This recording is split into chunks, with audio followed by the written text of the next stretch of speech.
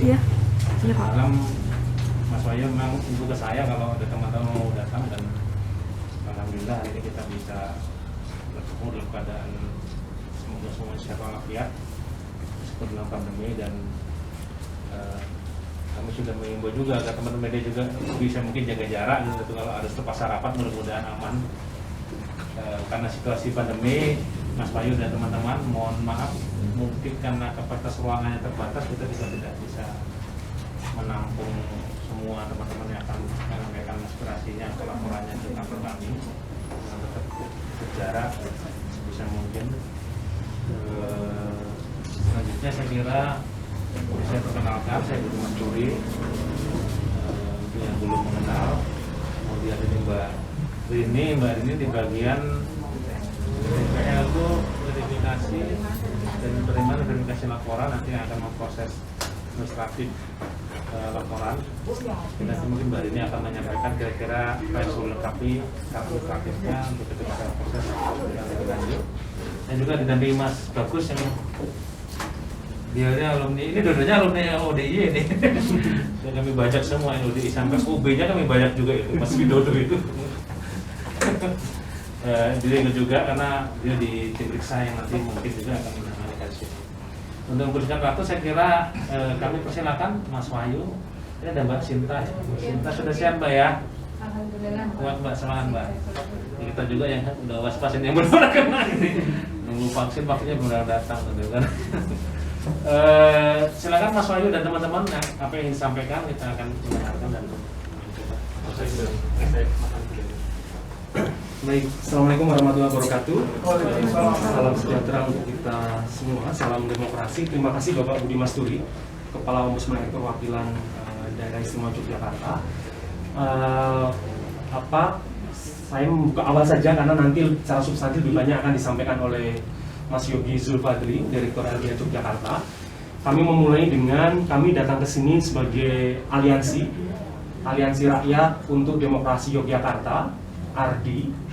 1 minggu yang lalu, tepatnya tanggal 19 Januari 2021, kami sudah mengirim surat somasi keberatan berupa somasi ke Bapak Gubernur Daerah Istimewa Yogyakarta. Nanti Mas Yogi akan menceritakan lebih utuh terkait dengan penerbitan Peraturan Gubernur DIY nomor 1 tahun 2021. Soal apanya yang kemudian nanti materinya nanti kemudian akan disampaikan oleh Mas Yogi. Izinkan saya memperkenalkan dulu teman-teman aliansi yang hadir mewakili di sini. Ada Mas Yogi Zulfadri, Direktur LBH Yogyakarta.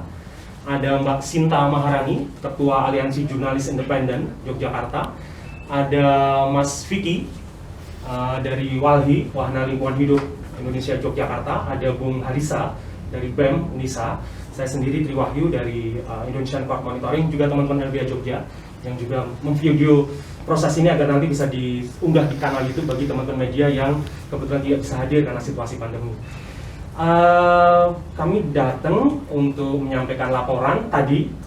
Prosesnya sudah kami lalui 1 minggu yang lalu, bikin keberatan ke Gubernur, tapi sampai kemarin sore secara jam kantor di LBH Jogja, kita tunggu di kantor LBH Jogja sampai jam 4 sore tidak ada surat atau apapun tanggapan dari Pemda DIY terkait dengan usul somasi kami untuk pencabutan pergub ini. Saya akan habis menceritakan pada Mas Yogi. Kami merasa dirugikan oleh penerbitan pergub ini. Kenapa? Karena di antara kami, terutama misalnya LBH Jogja selama ini mendampingi masyarakat untuk memberikan aspirasi warga. Karena kita tahu di Jalan Malioboro ada kantor-kantor publik, ada DPRD DIY, ada kantor gubernur, ada istana negara, dan salah satu metode penyampaian aspirasi dengan demonstrasi. Tentu itu kami sangat dirugikan dengan pemberlakuan pergub itu yang melarang Malioboro kemudian dipakai untuk lokasi penyampaian aspirasi.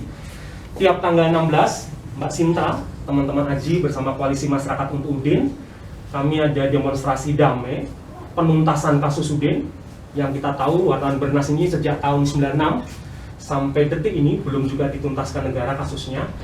Hingga bulan kemarin sudah aksi ke-77. Kita aksi damai di depan Istana Gedung Agung Yogyakarta. tentu kami juga sangat dirugikan atas penerbitan Pergub ini.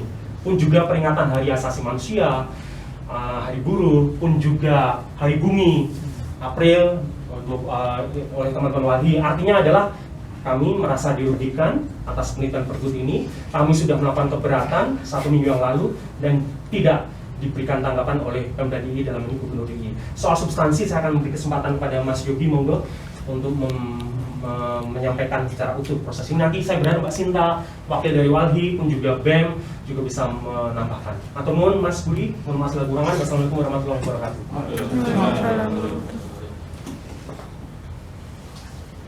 Masuk Pak Budi. Mas Yogi. Iya, assalamualaikum warahmatullahi wabarakatuh. Selamat siang, kawan-kawan Polri dan teman-teman media dan kawan-kawan jaringan masyarakat sipil yang kami hormati. Terima kasih sudah diterima dengan baik oleh kawan-kawan Polri. Jadi seperti yang tadi sudah disampaikan oleh Mas Wahyu bahwa konteks kehadiran kami hari ini di kantor ini itu sehubungan dengan terbitnya peraturan Gubernur nomor 1 tahun 2021 yang substansinya adalah pembatasan penyampaian pendapat di muka umum. Mungkin teman-teman sudah banyak membaca bahwa di dalam Pergub tersebut terdapat sejumlah lokasi yang itu menjadi lokasi pantangan bagi aksi-aksi demonstrasi. Salah satunya adalah lokasi di Malioboro, kemudian di kawasan Gedung Agung, di Keraton Jakarta, Pakualaman, dan di dalam Pergub itu memberikan radius 500 meter dari pagar terluar. Nah, kami melihat bahwa Pergub ini memang kemudian mengandung sejumlah persoalan-persoalan yang sangat krusial.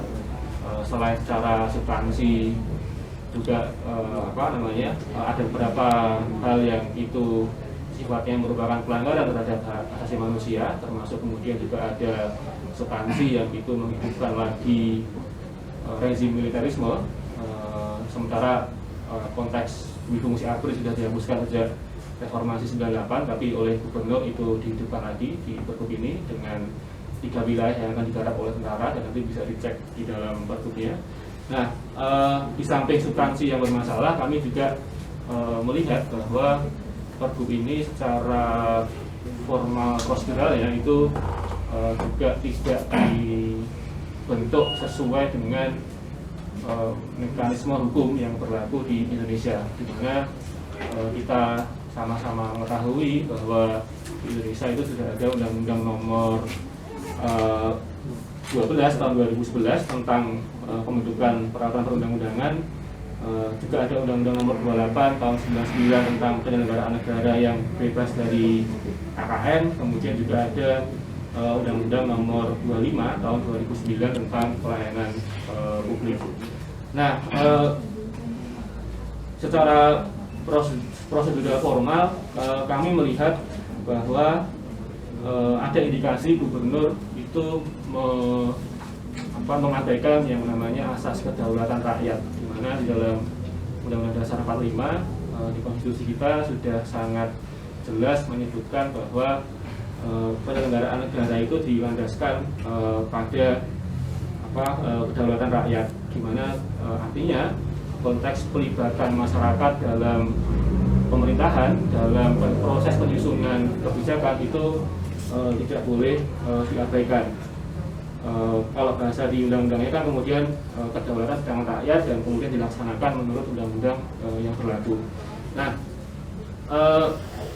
secara lebih rinci lagi kita bisa melihat bahwa manifestasi dari konsep kedaulatan rakyat yang ada di dalam konstitusi itu kan kemudian diturunkan ke dalam sejumlah perundang-undangan yang jauh lebih rinci lagi. Di dalam undang-undang tentang pembentukan peraturan perundang-undangan kita bisa periksa bahwa di dalamnya ada yang namanya asas keterbukaan, di mana kalau kita mengacu di dalam penjelasan pasal tersebut, yang dimaksud dengan asas keterbukaan itu bahwa setiap peraturan perundang-undangan itu dibentuk dengan pendekatan yang kemudian bersifat transparan dan terbuka.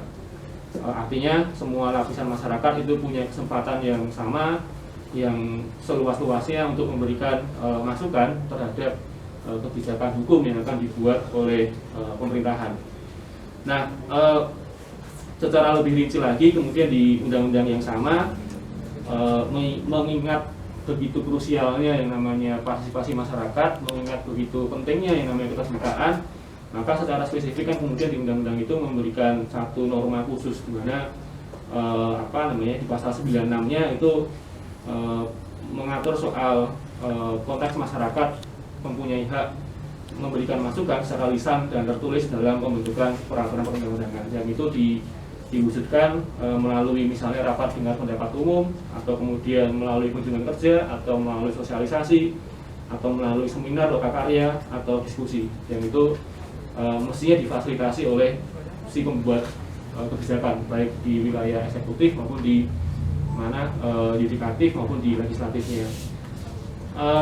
Bahkan di peraturan Menteri Dalam Negeri pun juga secara lebih rigid bahkan menyebutkan bahwa setiap rancangan peraturan daerah, setiap rancangan peraturan kepala daerah, artinya peraturan gubernur atau peraturan bupati wali kota, itu mestinya dapat diakses dengan mudah oleh masyarakat, gitu.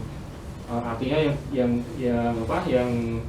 bisa diakses itu tidak hanya terbatas pada naskah undang-undangnya saja atau naskah pergubnya saja ketika sudah final dan ditandatangani, tapi yang mestinya bisa mudah diakses adalah naskah rancangan yang itu mestinya disiapkan sejak awal oleh gubernur dan itu disampaikan secara terbuka kepada masyarakat. Nah,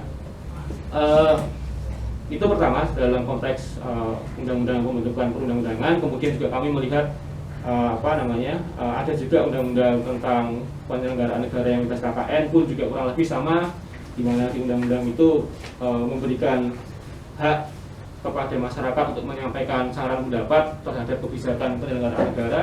Kemudian juga ada undang-undang pelayanan publik yang juga secara tegas menyatakan bahwa setiap penyelenggaraan pelayanan publik itu mestinya berasaskan pada partisipatif, di mana ada peningkatan peran serta masyarakat dalam penyelenggaraan pelayanan yang memperhatikan aspirasi, kebutuhan dan harapan masyarakat. Nah, teman-teman, Pak Budi, berangkat dari sejumlah peraturan itu, kami kemudian melihat bahwa konteks terbitnya Pergub nomor 1 tahun 2021 tentang pengendalian penyampaian pendapat di muka umum itu tidak dilakukan dengan pelibatan masyarakat sebagaimana sudah diatur dalam peraturan perundang-undangan. Kami melihat gubernur tidak pernah melakukan menyampaikan informasi secara terbuka terkait dengan naskah rancangan Pergub ini. Tahu-tahu saja tanggal 4 Januari kemarin sudah upload di websitenya Pemprov dan kita sudah menerima draft yang itu sudah jadi. Kami melihat ada indikasi bahwa gubernur tidak menyediakan cukup informasi, tidak menyediakan akses yang mudah untuk didapat oleh masyarakat. Bahkan kami melihat juga gubernur cenderung tertutup dalam penerbitan pembuatan Pergub ini. Nah, saya kira hal ini yang kemudian bertentangan dengan sejumlah aturan perundang-undangan yang sudah saya sampaikan di depan tadi itu. Di samping itu, kami juga melihat ada sikap yang inkonsisten dari gubernur, di mana teman-teman bisa cek di dalam beberapa pemberitaan pada tahun lalu itu gubernur pernah menyampaikan bahwa dalam konteks penyusunan SOP new normal yang nantinya akan dipergubkan, kalau saya mengutip di dalam situs webnya jogjaprof.go.id itu mestinya diuji publikan terlebih dahulu penyusunan SOP new normal yang akan diberlakukan di Yogyakarta. Artinya kami melihat ada pembedaan dalam pembuatan kebijakan Pergub nomor 1 2021 dengan pembuatan SOP new normal. Kenapa kemudian ya SOP new normal itu diuji publikan, sementara di Pergub yang nomor 1 tahun 2021 kami bahkan tidak pernah melihat atau mendengar ada pernyataan yang serupa dari gubernur bahwa Pergub ini mesti diuji publikan terlebih dahulu.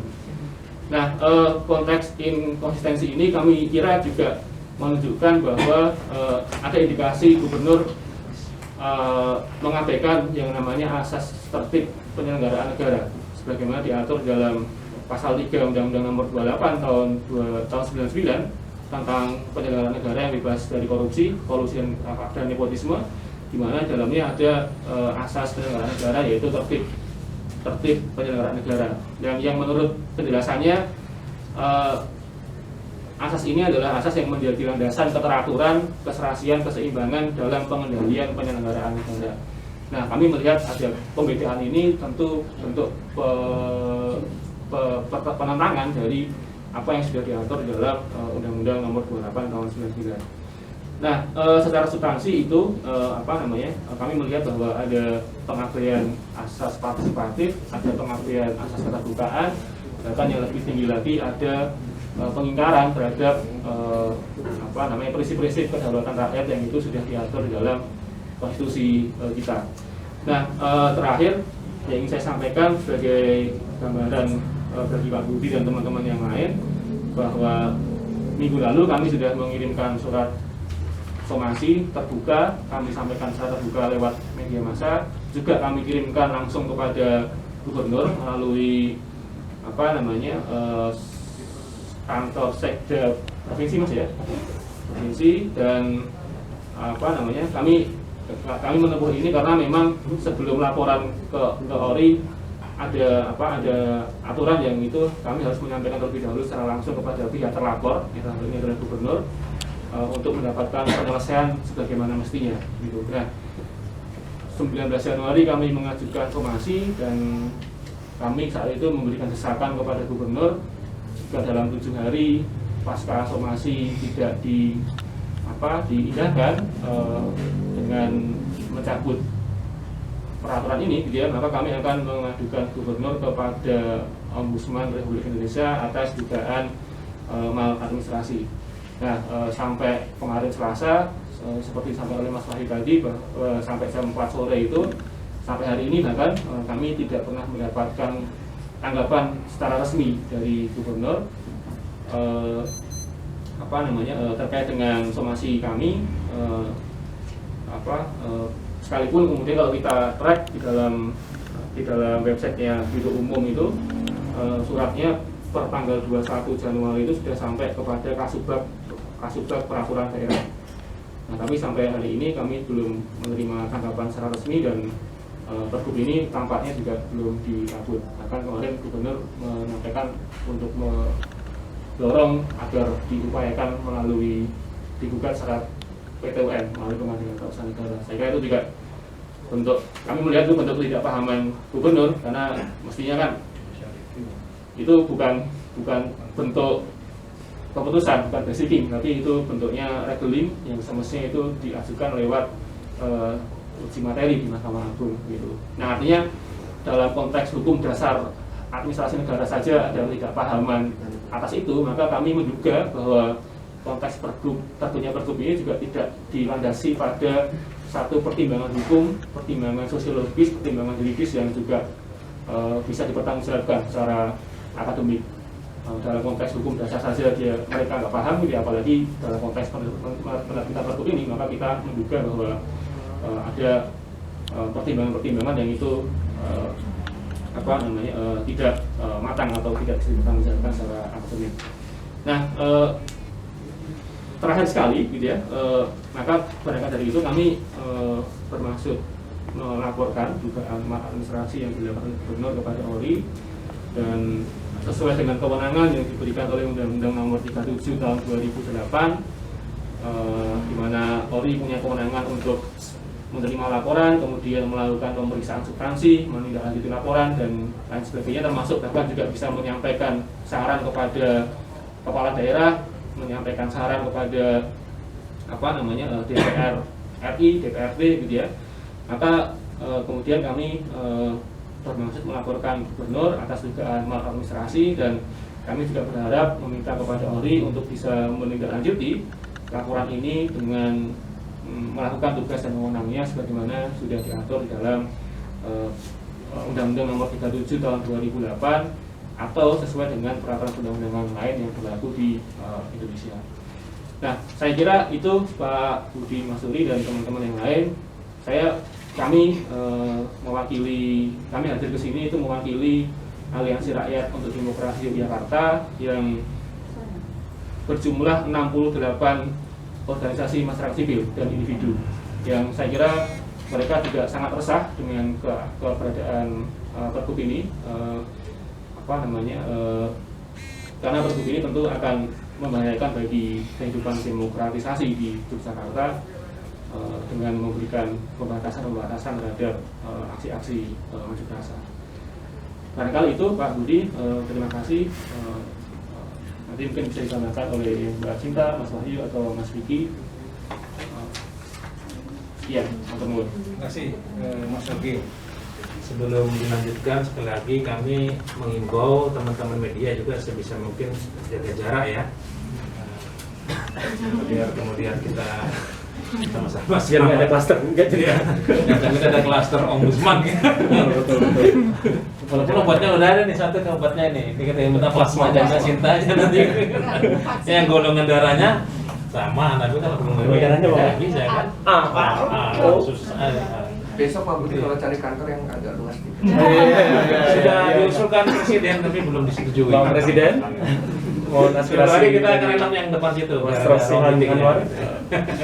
Baik, selanjutnya mungkin barangkali ada yang bisa memberikan deskripsi isi pergubnya itu seperti apa gitu, kalau udah dapat atau dapat bocoran atau dapat yang menjadi titik krusial yang dikeluhkan itu seperti apa gitu pergubnya. Tadi kan Mas Rogi baru sekilas sekali ya, tapi isinya itu kan ingin tahu seperti apa yang dikhawatirkan. Yang pertama saya melanjutkan tadi Mas Yogi, Direktur LBH gitu, Pak Budi Masuri dan teman-teman Ombudsman. Terima kasih atas kunjungannya hari ini. Barangkali izinkan kami pagi ini fokus untuk laporan dugaan maladministrasi dalam prosedur penerbitan regulasi. Jadi izinkan untuk substansi, utamanya dugaan pelanggaran hak asasi manusia, dalam waktu pendek ke depan kami juga akan melaporkan Komisi Nasional Hak Asasi Manusia. Jadi soal-soal substansi, misalnya penghidupan militerisme kembali dan lain-lain, itu memang izinkan ke depan akan kami sampaikan ke teman-teman di Komisi Nasional Hak Asasi Manusia gitu. Tapi untuk ORI, seperti yang tadi sudah disampaikan Pak Direktur LBH Jogja, Mas Yogi, kami fokus dugaan maladministrasi dalam penerbitan prosedur penerbitan regulasinya.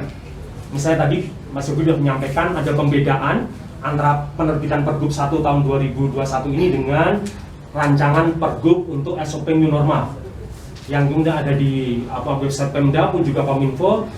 Sekda mengatakan ada arahan dari Bapak Gubernur, tolong diuji publik dulu ke publik sebelum jadi peraturan gubernur. Jadi ada tadi menyampaikan ada ketidaksamaan, ketidakkonsistenan. Jadi saya mau melihat itu gitu Pak Budi. Jadi mohon kami memang akan membatasi untuk di laporan kami dugaan maladministrasinya dalam prosedur penerbitan regulasi yang kami pandang tadi menyalahi undang-undang pembentukan peraturan perundangan, Permendagri dan seterusnya. Tapi kalau kemudian ditanyakan soal substansi, tadi Mas Yogi teman-teman nambah juga, tapi mohon ini terutama sisi dugaan pelanggaran hak asasi manusia nanti kemudian ke Komnas HAM. Yang bermasalahnya adalah misalnya tentang penghidupan kembali militerisme. Contoh misalnya dulu 98 jelas prestasi demonstran 98 dan itu juga menumpangkan rezim represif Orde Baru, pencabutan difungsi ABRI atau TNI, tadi Mas Yogi bisa menyampaikan. Intinya kalau dulu apalagi dilanjut dengan TAP MPR, pembagian antara TNI dan Polri pun juga Undang-Undang TNI dan Polri, Undang-Undang 2 dan Undang-Undang 3 tahun 2002 kan ada wilayah yang berbeda antara teman-teman kepolisian itu di isu keamanan, kemudian TNI di pertahanan.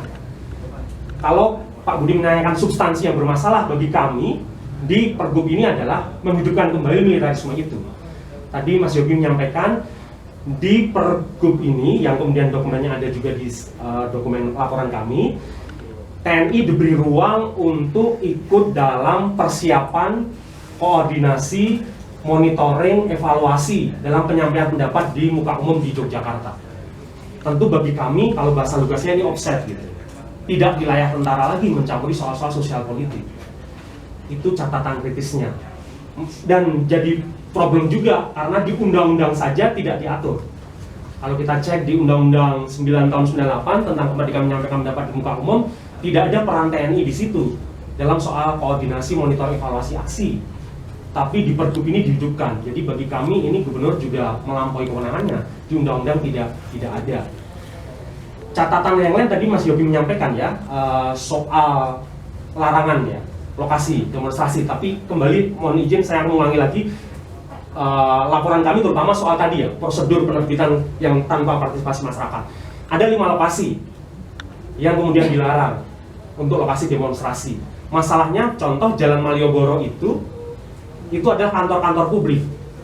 Ada kantor DPRD, ada kantor gubernur, ada kantor istana negara yang notabene dibiayai dengan dana publik.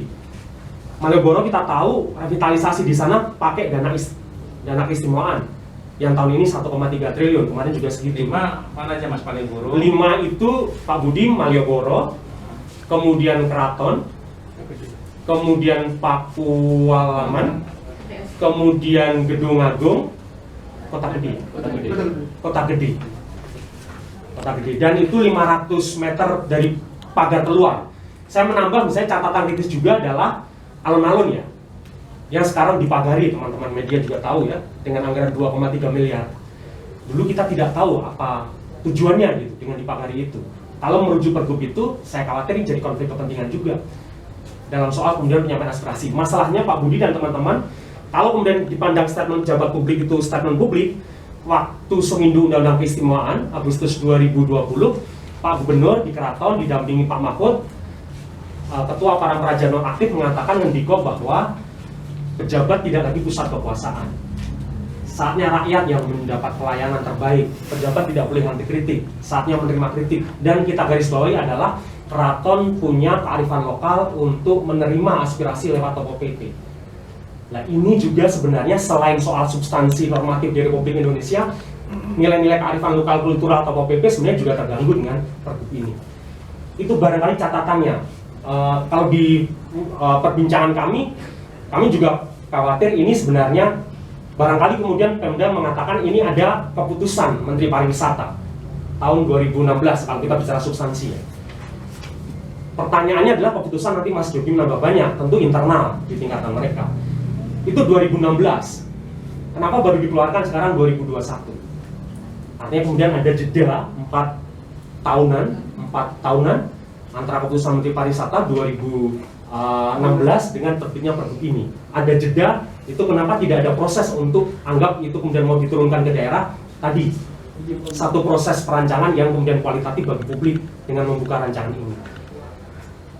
Pemrakarsanya kita tahu kemudian di Biro Hukum atau di websitenya Pemda, ini adalah Kesbangpol, Kesatuan Kebangsaan Politik, teman-teman, bukan Dinas Pariwisata. Maksud saya adalah kalau kita konsisten misalnya ini menurunkan kebijakan pariwisata, mestinya Dinas Pariwisata yang leading kalau dipandang ini soal-soal pariwisata. Tapi ternyata di websitenya Biro Hukum pemrakarsanya adalah Kesbangpol. Saat kita cek di Renstra-nya Kesbangpol 2017 sampai 2022 yang diperbarui dengan situasi pandemi, tidak ada sama sekali Renstra untuk membentuk peraturan kepala daerah untuk pengendalian penyampaian pendapat di muka umum. Pun sampai kita cek di anggaran nomenklaturnya tidak ada. Adanya peraturan kepala daerah tentang pengaturan ormas, tapi tentang pengendalian pendapat, yang berpendapat tidak ada. Kita cek lagi di websitenya Kesbangpol, regulasi yang mereka catat di sana juga nggak ada muncul Pergub ini. Maksud saya adalah kalau dipandangin hukum positif 4 Januari harusnya itu ditampilkan di website Kesbangpol. Di websitenya Kesbangpol sampai tadi malam itu tidak muncul di regulasi ini. Boleh kami bertanya, ini sangat aneh gitu. Seorang pemrakarsa organisasi perangkat daerah yang dia punya kepentingan untuk memajukan Pergub ini, saat Pergub ini sudah disahkan ternyata tidak ditampilkan di websitenya organisasi perangkat daerahnya sendiri. Itu barangkali Ya. tambahannya, tapi kami kembali ke tadi bahwa kami fokus dugaan maladministrasinya untuk penerbitan regulasinya. Karena substansi mohon izin nanti teman-teman Undang-undang Ombudsman itu karena kan ada kewenangan Ombudsman memberikan saran kepada Presiden, DPR, kepala daerah, DPRD untuk memperbaiki atau mengamandemen termasuk yang berbagai peraturan dari mulai Juknis, Juklak sampai dengan Perda, undang-undang dan sebagainya. Jika kemudian dapat disimpulkan peraturan itu menjadi salah satu penyebab buruknya pelayanan publik. Itu kenapa saya tanya isinya, gitu loh. Kita harus melihat isinya untuk menganalisa apakah isi ini akan berkorelasi dengan nanti ketika implementasi pelayanan publiknya kualitasnya seperti apa gitu. Itu kenapa makanya penting saya bertanya itu, meskipun saya paham laporan dari teman-teman pasti proseduralnya karena itu yang paling dekat dengan aspek pelayanan publiknya. Itu saya bisa jelaskan. Selain itu tapi berarti udah ada ya naskahnya ya? Naskahnya sudah ada Pak. Naskahnya sudah ada. Aman kalau udah ada. Nanti Naskahnya kita bisa sudah ada. pelajari isinya, Ya, betul. mencari norma-norma mana yang kemudian dikhawatirkan atau patut diprediksi akan berakibat pada implementasi dan yang buruk ke depan, sehingga kita kemudian bisa menggunakan, katakanlah ya kalau teruji itu bisa menggunakan tentang pasal 8 ayat 2 tadi sebagai kewenangan. Itu saya kira monggo kalau mau ditambahkan Mbak Sinta, Mas Wahyu. Iya, selamat siang yang Pak Mas Oke. Budi, Bapak Ibu dari ORI, kemudian teman-teman Adi, Mas Wahyu, Mas Yogi, Mas Vicky, teman-teman dari BMKM Unisa, teman-teman jurnalis.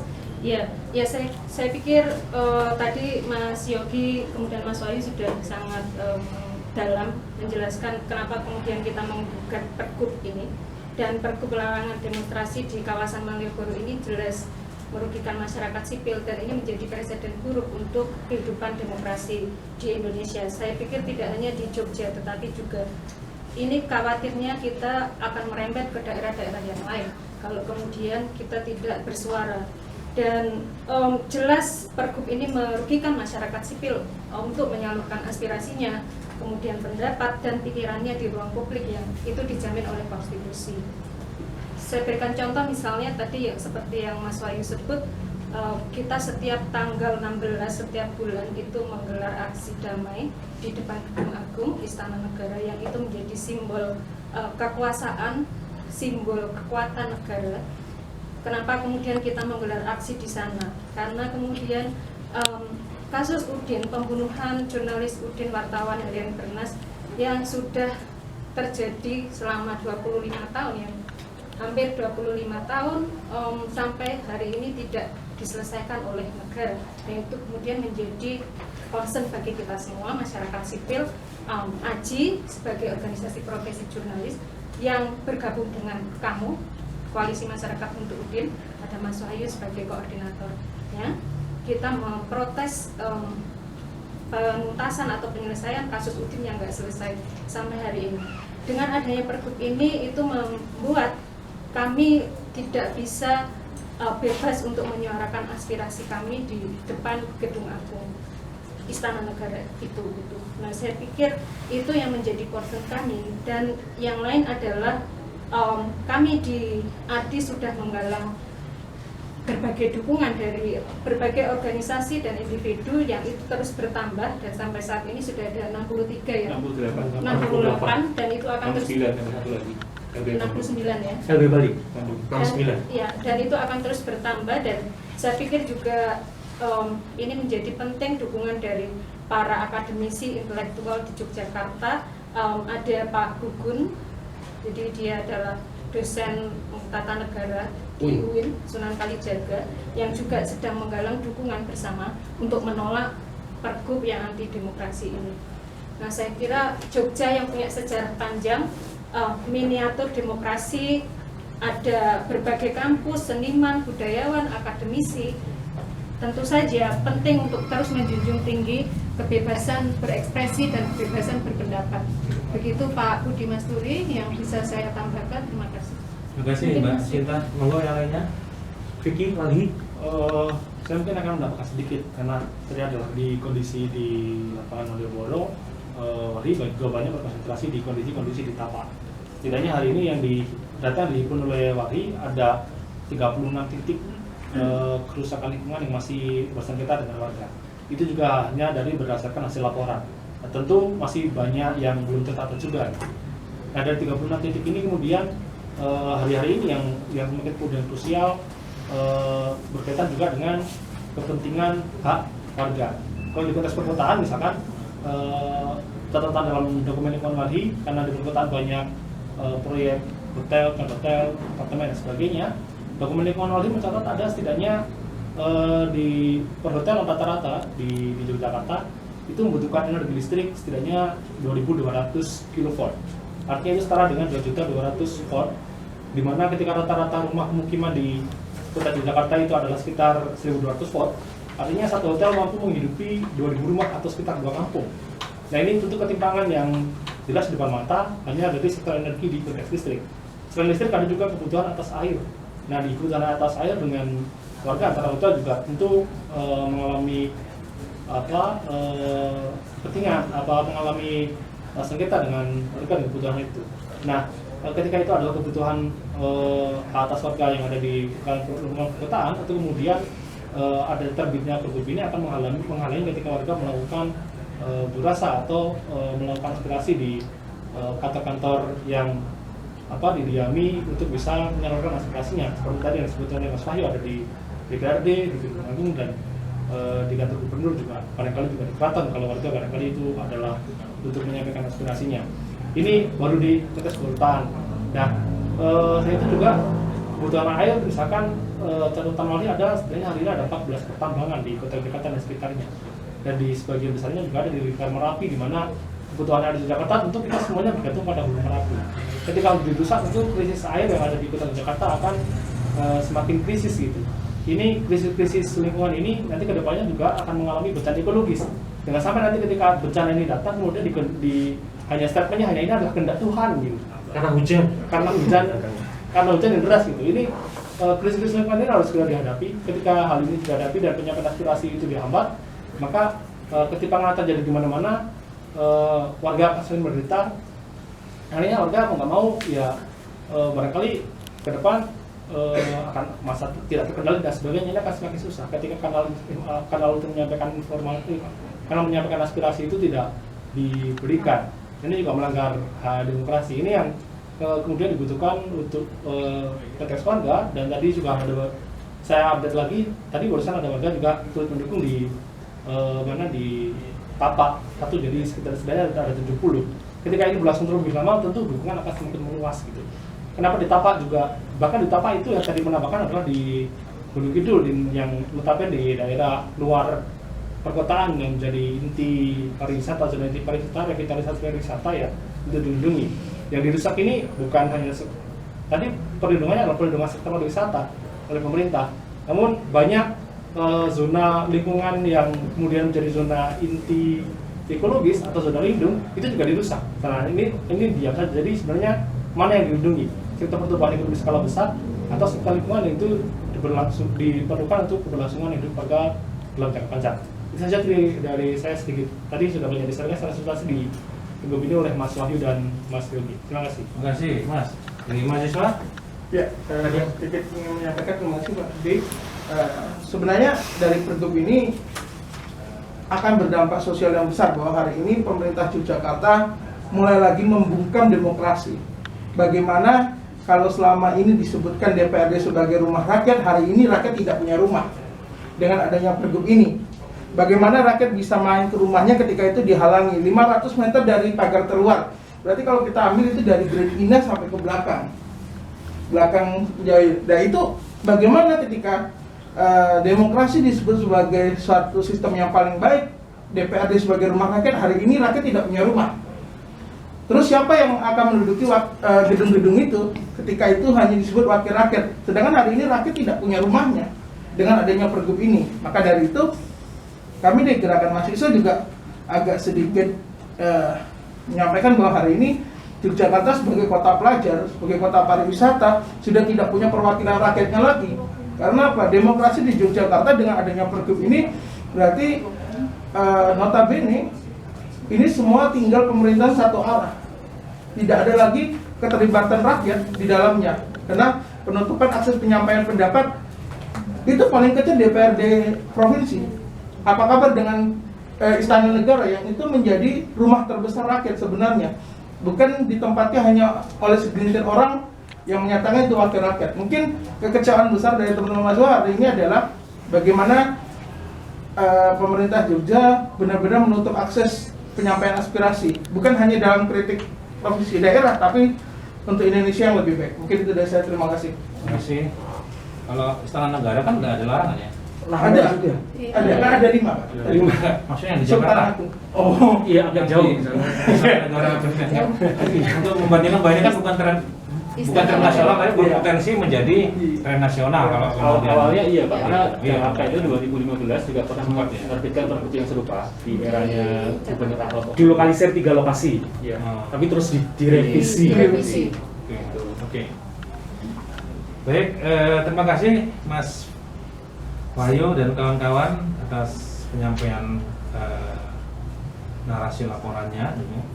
Saya kira pada momen pelaporan ini kan mungkin belum pada tahapan memberikan opini maupun kesimpulan ya. Kita menerima laporannya, tentu karena kita lembaga yang juga menerapkan prosedural laporan, nanti Mbak Rini akan bisa menjelaskan kira-kira syarat apa yang perlu disiapkan sekarang untuk kita bisa proses agar, karena tugas dia ini di pintu pertama ini memeriksa keterpenuhan syarat formil material. Kalau sekian ada diskusi dengan dia sudah tampaknya sudah terpenuhi. Jadi